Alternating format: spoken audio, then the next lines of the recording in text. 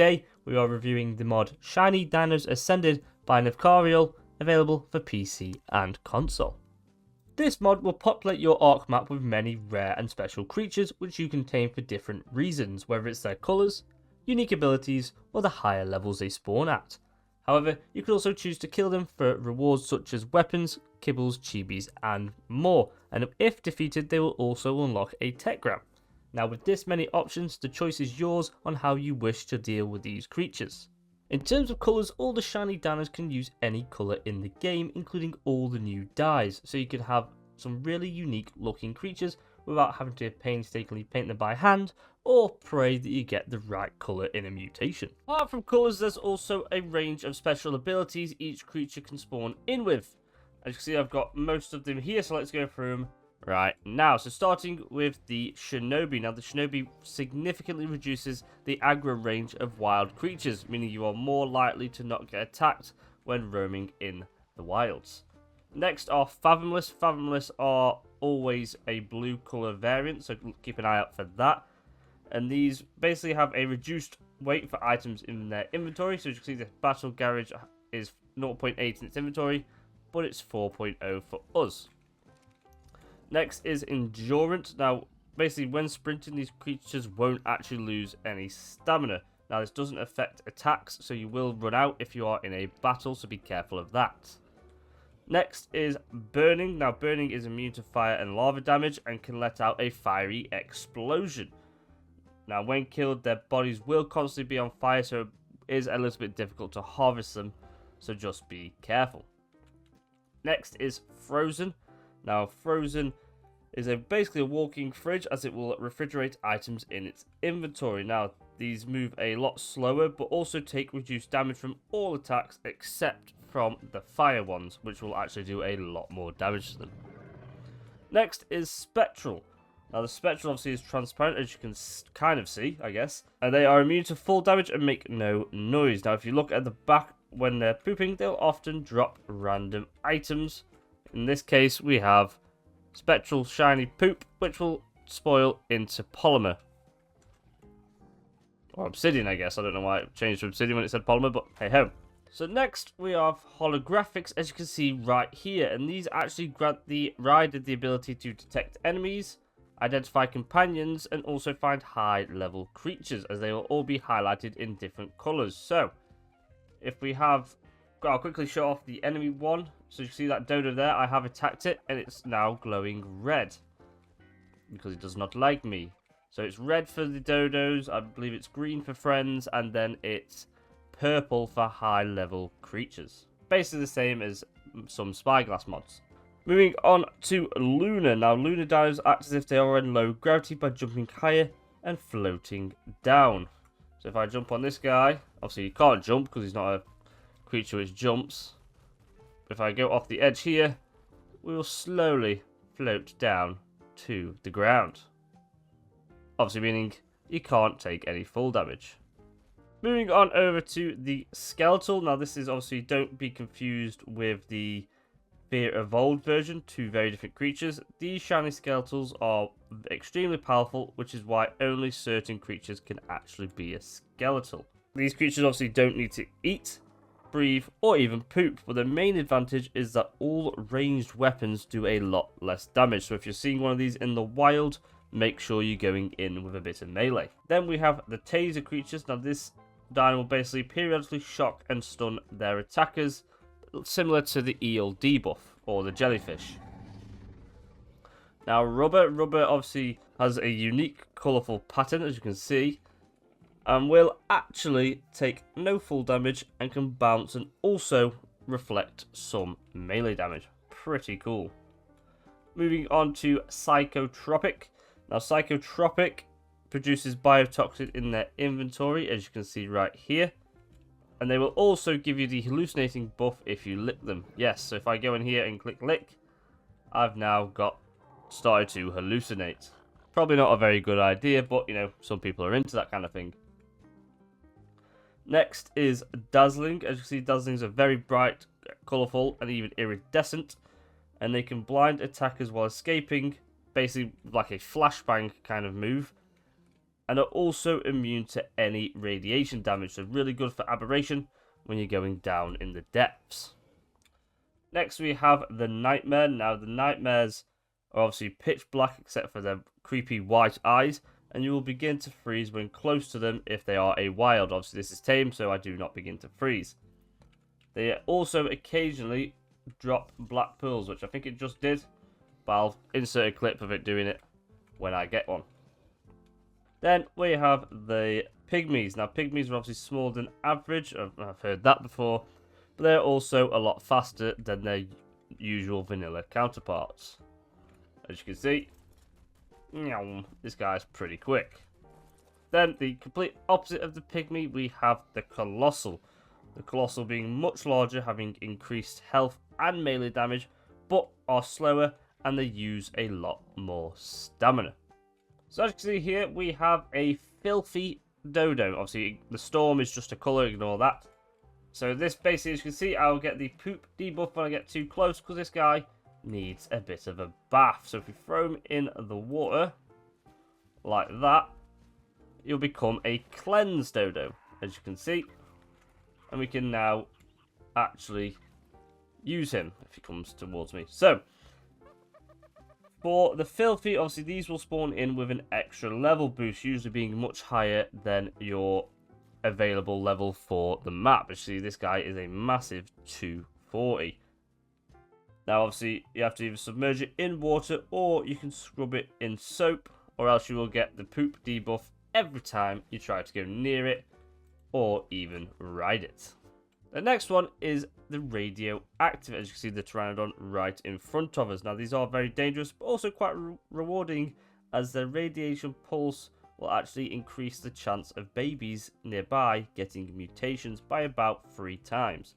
Now, this doesn't stack with other radioactive dinos, so you only really need one. But the only problem is, when you get close to this guy, you will actually get radiation. And obviously, that's not too great. So you will have to have a hazmat suit on when riding one of these. And obviously, it will also give that debuff to any nearby creatures. So be careful. So one of the creatures that I don't have here, mainly because I can't tame it and it is untamable, are enraged. These are basically like alpha level creatures, but much stronger, faster, tougher, and sometimes a lot bigger. So if you do see one of them in the wild, be extremely careful. Now, there are a few other subcategories of creatures, starting with the Tinies. Now, this is actually a Tiny. All Tinies are shoulder mount pets, and they come in 8 different forms, each boosting a different stat. So, bolstering increases the player's weight, hydration reduces water consumption, invigorating, which is this one, will actually restore your stamina when moving or swimming. Obscured will greatly reduce the aggro range, similar to the Shinobi. Pyphorus, I think I said that right, will repel insects away from your creatures, amazing for caves. Revitalizing will slowly restore some health, and Serene will actually increase your crafting skill. Then the final variant you can get will basically have better stats. So for each stat there is a different version. So there's Hardy, which is better health, Stalwart, which is better stamina, Inspired, which is better oxygen, Satiate, which is better food, Hefty, which is better weight, and Fierce, which is better melee. Now, this only affects their wild stats, but also grants a higher chance of better distribution once tamed into those specific ones. So really good for any kind of breeding.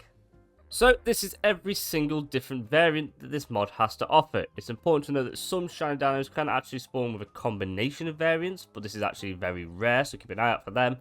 And now you may also see some other names, like we saw with like the Ruby Psychotropic Theomia. These are basically all to do with colours and have no abilities. So anything that doesn't have one of these names I've shown you today is just to do with the colour. Before we move on to the pros and cons, there are also a few items which have been added to this mod. A couple you can see right here. So if you go inside this box, grab all of these.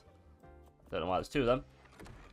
Let's go through them. So starting with the bases, as you can see there are 2 types of bases, the wooden base and the stone base. And now either using a chibi or a cryopod, you can display your creature. Pretty cool. Now this is obviously a holographic Bronto, and we can obviously do a lot of things. So we can hide the base if we want. We can adjust the scale so we can make it really small. We can rotate it so it's turned, and then we can also change its pose. Pretty cool. Be good to have around your base when you get some really cool shiny dinos. And obviously, you can have it in the wood variant or the stone variants. Now, moving on to the other tools, some of the more important ones. The Shiny Dino Tracker, is an absolute godsend. So, if we left click, this will actually show us all the creatures in the area. As you can see, the only thing we've got at the minute is an enraged manta. So I click on that, click track dino, it'll actually show me on the map about where it is, and then the shiny marker there will show an approximate location. Now, obviously the manta will move, so it won't be exactly there, but it'll be close by. And another thing which is really good with the Shiny Dino Tracker is the admin settings. Now, this is quite in-depth thing. Kind of get an idea of it if you just have a bit of a play. But this will be all your different settings for this mod, whether it's to do with the tracker, whether it's to change some events, because you can have the events to add to your variants, and a lot of other stuff. Now, if you do want a guide on this and also some of the I and I commands, please let me know in the comments below. I'll be sure to get that done for you. But to be fair, most of the default settings are pretty much okay, and you won't have to worry too much. But here you can also spawn in some shiny dinos yourself. Now, obviously, you can only do this if you're in single player like me, or if you are an admin on a server. Right, so moving on to the prod and the shiny spear bolts. Now, these two are basically the same thing. One is just the ranged version, and one is the melee version. So, what these are going to do, these are basically going to allow you to make your own shinies. In a way, I guess. So if we go on here, and we go on that, find ourselves this Lunar Bronto, who is currently around there. Right, so here's our Lunar Bronto, the one on the left. So what we're going to do is we're basically going to attack it with either the prod or the spear bolt, and then we're going to kill it. And we have to click really quick.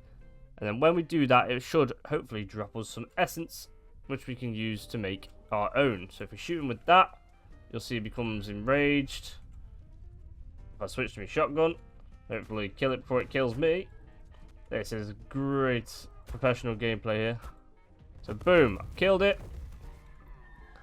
And we've got obviously some loot from killing it, and then also the shiny essence. So now, if I tame this Bronto, we can turn this one into a lunar one. So give me 1 second to tame it, and I'll show you.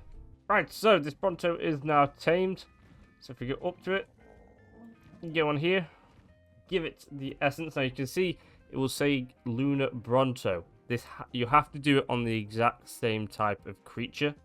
So obviously, if it's a Bronto you've killed, you need to put it on a Bronto. You can't give a Lunar to a different creature. That makes sense? So I'll do that. Basically feed him that, and that has now become a Lunar Bronto. Pretty straightforward, pretty cool. So that is how you basically can make your own shinies with whatever creatures you want, as long as you find the right ones. So starting with the positives, this mod adds a whole ton of new variants without having a whole conversion with mods such like Primal Nemesis. The abilities in this mod are extremely unique and I've never seen them before. This mod doesn't conflict with most other mods including conversions, and it actually can affect the dinos within them mods, so you can have some really crazy modded dinos. And finally, the admin panel allows you to alter the mod as you see fit. Now, the only negative I can come up with personally is that the colours can be annoying, especially for some of the really shiny ones, and it may also take away from the realism of Ark. But obviously if you download this mod, you're not going for realism anyway. So in my opinion, this mod is a great addition to any heavily modded Ark playthrough, whether it's PvP or PvE, as it adds just that little extra shine, no pun intended, to other dino mods. It can also be used for a more vanilla type playthrough, as you can alter the settings in the admin panel to fit your needs.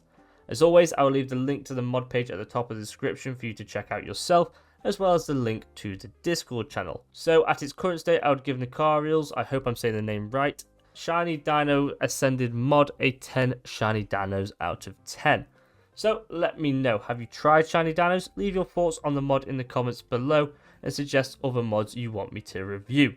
Now if you've enjoyed this review, don't forget to like and subscribe, as in the next one we'll be looking at Alpha Everything by Hexen Lord.